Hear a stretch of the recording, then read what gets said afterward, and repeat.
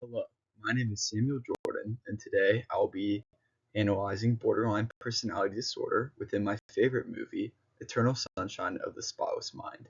So, about this movie, Eternal Sunshine of the Spotless Mind is a romantic drama with multiple storylines. However, it mainly follows the relationship of the characters Joel and Clementine. This movie begins with Joel and Clementine meeting on a bus where they develop a romantic relationship. This doesn't last, and they have a pretty messy breakup. In consequence, Joel decides to get his memories erased of this moment. Throughout this procedure, however, Joel realizes that he really does love Clementine and he doesn't want to forget her. Ultimately, he does forget her because of the procedure. However, through circumstance, he remembers her. In the end, they meet up again and decide to give their relationship another try. Background on Clementine, the main person that we will be discussing in this video. Clementine is played by Kate Winslet in this movie. She is a very complicated character. She wants a relationship, yet whenever she gets close to people, she pushes them away. She works as a librarian in New York City, and her hair is always an abnormal and expressive color. This in the movie reflects her changing personality. Now we will discuss borderline personality disorder. So, what exactly is it? Borderline personality disorder is a mental illness that affects a person's emotions towards themselves and others. People with this disorder experience mood swings, they often view things in extreme circumstances, they're avoidant, they have unstable relationships, anger issues, and many more symptoms. Borderline personality disorder is mainly a Western world diagnosis. In other cultures, the symptoms of this disorder aren't naturally attributed to BPD, but rather as notes on the character of a person. Quoting, additionally, some studies use different terminology for BPD, such as emotionally unstable or impulsive, which may indicate different BPD pathology depending on the culture. What this basically means is that in other cultures, the frantic and relative symptoms of BPD aren't necessarily recognized as a whole different disorder, but rather how a person often reacts. Now, in the US, this is different. This film takes place in the US, a Western world culture that recognizes BPD. So, if Clementine went to a therapist in New York, she would most likely be diagnosed with BPD. If she went to a therapist in a culture like China's, she would most likely only get called impulsive and not get put with BPD. Evidence within the movie. First, I will discuss the symptoms of BPD that Clementine displays in the movie. So the DSM describes one of the symptoms as affective instability due to a marked reactivity of mood.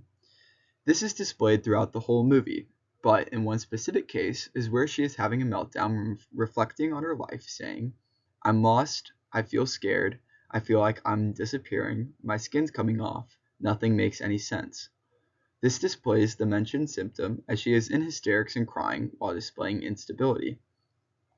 In the second instance within the film, we see another symptom, also described by the DSM as patterns of unstable and intense interpersonal relationships characterized by alternating between extremes of idealization and devaluation.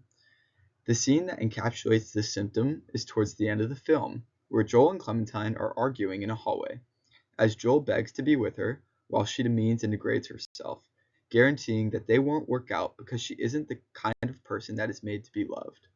This scene is actually my favorite scene in the whole movie, as it's such an emotionally and well acted scene. And I will admit, I have cried to this scene multiple times on every single rewatch. A symptom that is not shown in the film, yet is still a symptom of BPD, is recurrent suicidal attempts or self injurious behavior. Whilst in the movie Clementine doesn't display these symptoms, it doesn't mean that she doesn't have BPD, as not all symptoms need to be displayed to be diagnosed. This is still a serious symptom, and we can also attribute this to BPD. I suggested treatment for Clementine. The treatment that I would suggest for Clementine is dialectical behavior therapy. It's best described as balancing acceptance of who one is with the recognition of the need for change by Science Direct. This version of therapy would involve working with Clementine to help her rationalize her decisions whilst also building a sense of self-worth for her to rely on.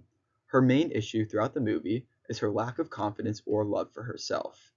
We see this often when she degrades herself and doesn't view herself worthy of love. This treatment aims to fix that. As this is a therapy-based treatment based on promoting self-worth, there are little to no ethical issues with it. However, there is a situational barrier that conflicts with Clementine's personality. This barrier is Clementine's lack of motivation to partake in this therapy. We often see in the movie, she pushes people away when they try to help her, so a whole intervention might scare her away and prevent her from partaking altogether.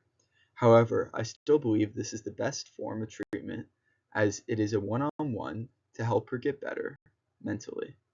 Broader perspectives. When discussing the disorder in this film, I can't help but applaud its usage. This disorder is displayed very well, and it's appropriately used and not exaggerated. Clementine displayed most symptoms of BPD while not being an exaggerative example of it. The film makes her feel real, which helps the audience connect with her better and feels more sympathy.